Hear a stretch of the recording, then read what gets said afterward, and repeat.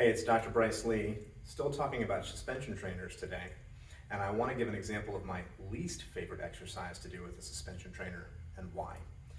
What I'm going to demonstrate is a push-up using these rings on the suspension trainer, and I want to highlight how where the exercise is most difficult is where I'm the weakest, and that's not ideal.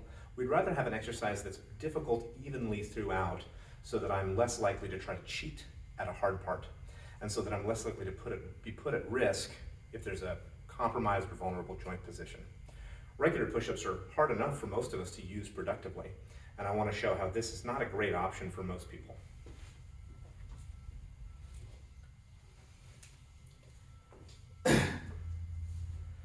When most people perform a push-up using the rings, they're going to bring themselves in and then push themselves backwards. The reason this isn't ideal is that when my elbows are straight, that's when I'm the strongest, and yet I'm coming up to vertical at that point, so the exercise is almost effortless here. What I'd rather have is the most difficulty at the point when I'm the strongest, but instead I have the most difficulty down here when I'm the weakest. This is when I'm weakest, and it's not ideal that this would be the very hardest part of the exercise.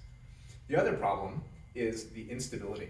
You didn't see any of this when I demonstrated the row because gravity was pulling me straight down. But here, gravity is trying to pull my weight around my hands, and so if I were to get too fatigued and slip, I could lose and my arm could get yanked out to the side, and that is an unacceptable risk for me. Regular push-ups, again, offer plenty of resistance for most of us, and there are ways to make them even more demanding if a person is very strong. So I don't recommend the suspension push-up for most people.